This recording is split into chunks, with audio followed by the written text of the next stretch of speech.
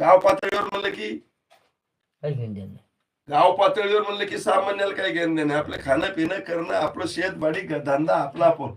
कोणी तिकडे हुजगती घाला का काही करा, त्याला काही घेणं देणं नाही. मग गावाशी मतलब कोणाला?